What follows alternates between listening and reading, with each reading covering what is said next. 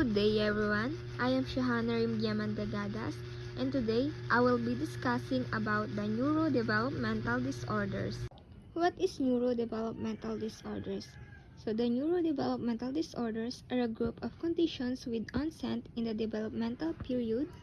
The disorders typically manifest early in development, often before the child enters school, and are characterized by developmental deficits or differences in brain processes that produce impairments of personal, social, academic, or occupational functioning.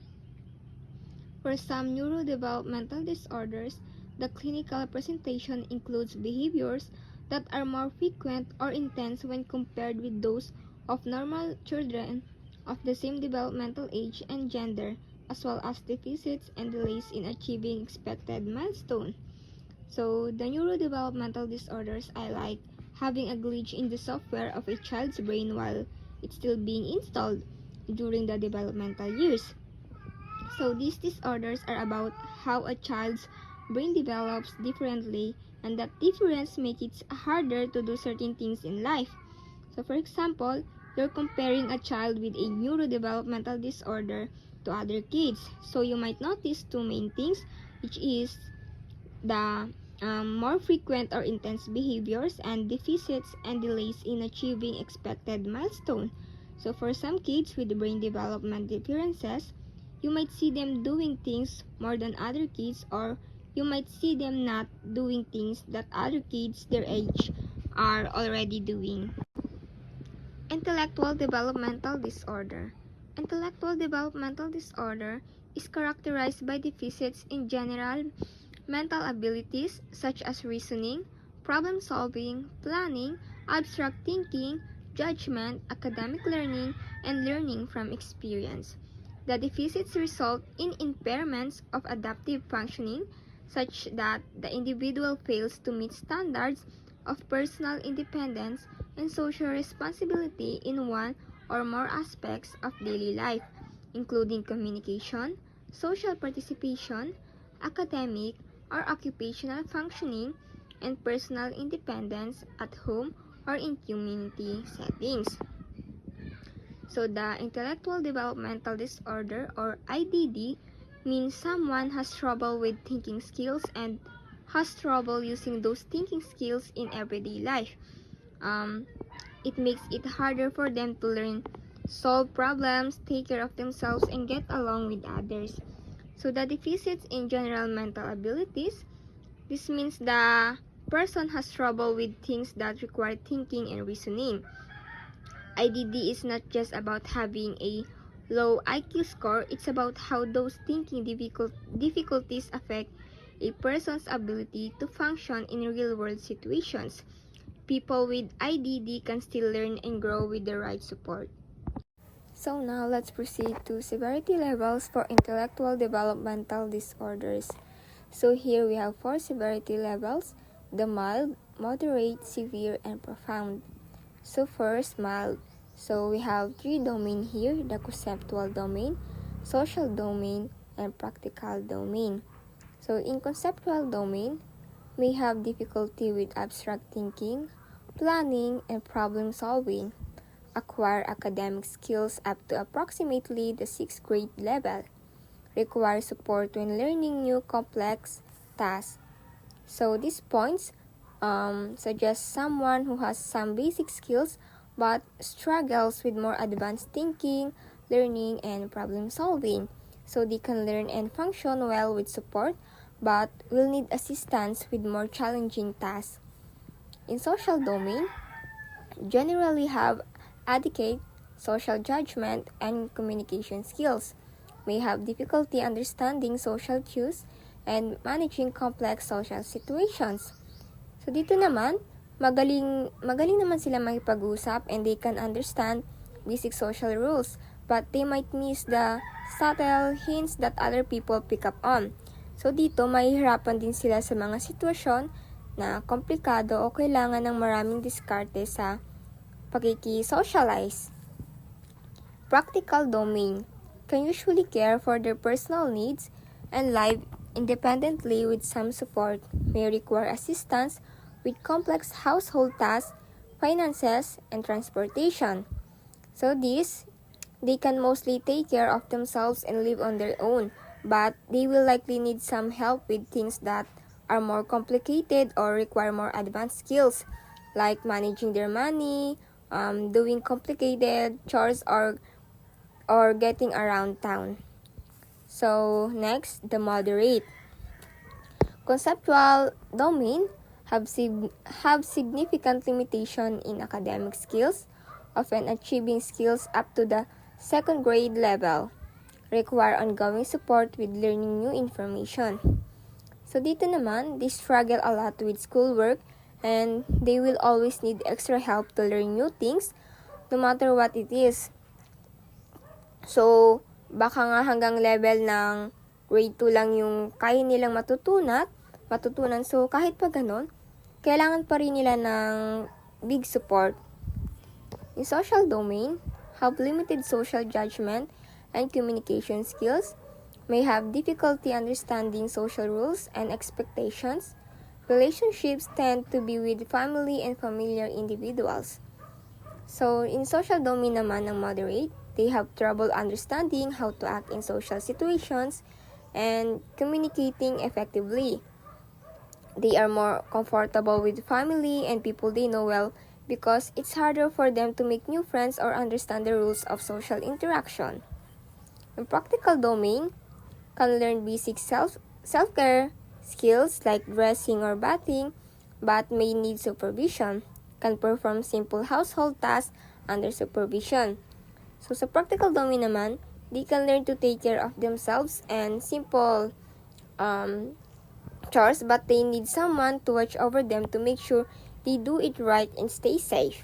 They might need reminders, guidance, and encouragement. Severe. In conceptual domain, very limited conceptual skills, may understand simple instructions and basic communication, require extensive support with learning and problem solving. So here, they have a very hard time understanding ideas and concepts.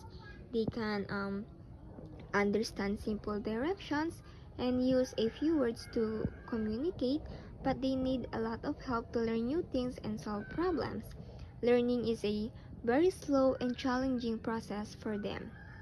The social domain, limited expressive language and communication skills, relationships are primarily with caregivers and family members, may have difficulty understanding social cues and expectations. So here, they have hard time talking and expressing themselves, so it's easier for them to connect with the people who take care of them. They also have trouble understanding the unspoken rules of social situations, which can make it hard to interact with others. Practical domain, it requires significant support with all aspects of daily living, may learn to perform some self-care tasks with intensive training, require constant supervision to ensure safety. So in practical domain, they need a lot of help with everything, and even with a lot of training, they might only learn a few basic skills. So someone needs to watch them all the time to keep them safe because they can't understand danger or take care of themselves. And last, the profound. In conceptual domain, very limited understanding of concepts, may be able to follow simple commands, require total care and support. They understand very little about the world around them, and they might be able to follow simple directions sometimes, but they need help with everything all the time because they can take care of themselves at all. They are completely dependent on others. In social domain, limited communication skills, often nonverbal, may respond to physical and emotional cues from caregivers. Relationships are primarily with caregivers. So dito, nahihirapan sila magsalita, so they might use other ways to communicate like pointing or making sounds. They can often sense how their caregivers are feeling and respond to them. The most important people in their lives are the ones who take care of them every day. And last, the practical domain. It requires total assistance with all aspects of personal care, may have physical disabilities that require specialized care, require constant supervision and support. So here, they can't do anything for themselves and need help with all aspects of their daily life. They might also have physical problems that require special care. Someone needs to be watching them all times and helping them with everything. Global developmental delay. This diagnosis is reserved for individuals under the age of 5 years when the clinical severity levels cannot be reliably assessed during early childhood.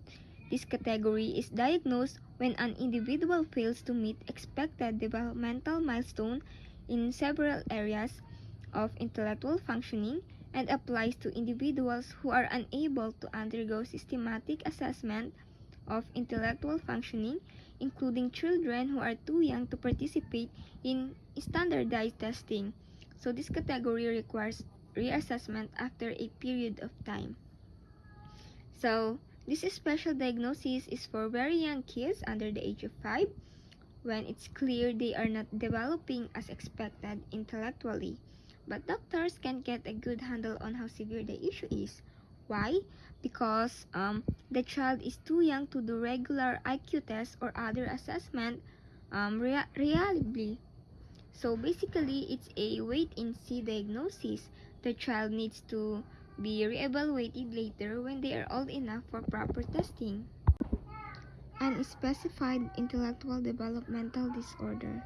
This category is reserved for individuals over the age of 5 years when assessment of the degree of intellectual developmental disorder or intellectual disability by means of locally available procedures is rendered difficult or impossible because of associated sensory or physical impairments as in blindness or prelingual deafness, locomotor disability, or presence of severe problem behaviors or co-occurring mental disorder.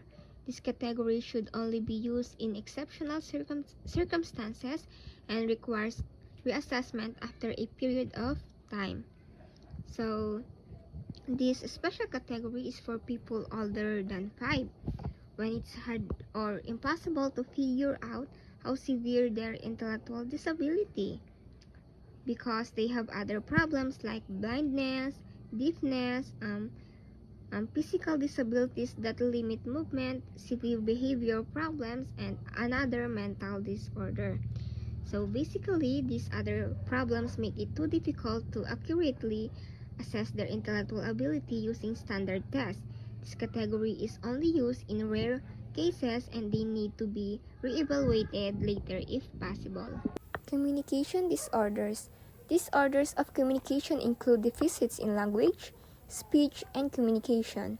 Speech is the expressive production of sounds and includes an individual's articulation, fluency, voice, and resonance quality.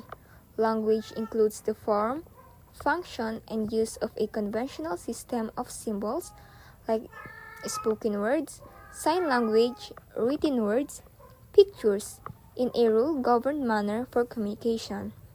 Communication includes any verbal or nonverbal behavior, whether intentional or unintentional, that has the potential to influence the behavior, ideas, or attitudes of another individual. So for example, communication is like a car or vehicle. Communication disorders are problems with different parts of that car, include the speech, language, and communication. Speech is the sound the car makes, how you produce words. So problems with speech are like having a broken muffler. In language, this is the engine of the car, the words and rules you use to express yourself. Problems with language are like having a broken engine. Communication, this is the entire trip, you share information even without words. So, in short, communication is how we share information. Speech is how we make sounds to form words. Language is the words and rules we use to put those sounds together to express ourselves.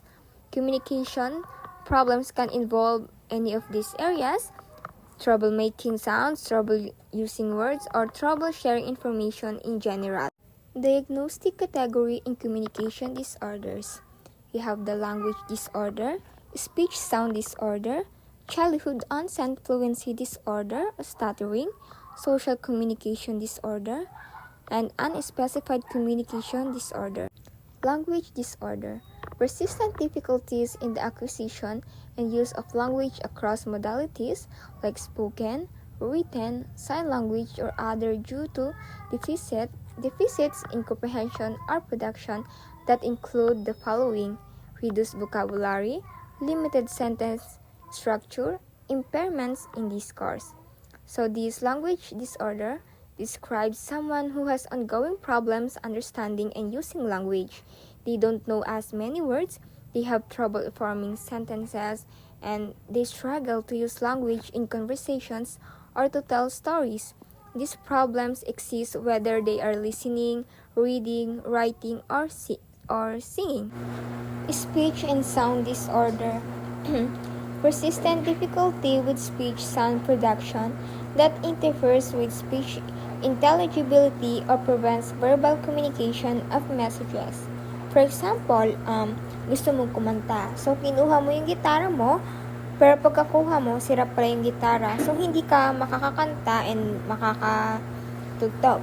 So, this is about someone who has ongoing trouble making the sounds that form words, and it makes it hard or impossible for people to understand them. It's not just a few mispronounced words, it's a persistent problem that affects their ability to communicate. Childhood onset fluency disorder. Disturbances in the normal fluency and time patterning of speech that are inappropriate for the individual's age and language skills persist over time and are characterized by frequent and marked occurrence of one or more of the following, which is the sound and syllable repetitions, sound prolongations of consonants as well as vowels. So, halimbawa, someone trying to speak smoothly but their speech keeps getting stuck, like pagbigkas ng water, so nagiging tunog niya is water, or minsan pagtatawagin nila yung mama nila, nagiging mami, ganon. So, nauulit yung sound and syllable ng words. So, this is about someone who stutters. They have trouble speaking smoothly and their speech gets interrupted by repeating sounds, syllables, or stretching out sounds. So, this happens often and is more severe than what you'd expect for someone their age. Social pragmatic communication disorder. Persistent difficulties in the social use of verbal and nonverbal communication as manifested by all the following. First, deficits in using communication for social purposes. So in this, they have trouble using language for greetings, sharing information, asking questions, and etc. Second, impairment of the ability to change communication to match context or the needs of the listener. So dito naman, they have trouble adjusting their communication style to different situations or people. Third, difficulties following rule for conversation and storytelling. So they have trouble with the unspoken rules of communication like taking turns, staying on topic, and using appropriate body language. And thus, difficulties understanding what is not explicitly stated, like making inferences and non-literal or ambiguous meanings of language, like idioms, humor, metaphors, multiple meanings that depend on the context for interpretation. So this naman, they have trouble understanding what people mean rather than just what they say. So in this social pragmatic communication disorder, it describes someone who has trouble using communication in a social way. They might know the words, but they don't know how to use them appropriately in different situations, understand social cues, or understand the hidden meanings in language. They struggle with the social rules of communication.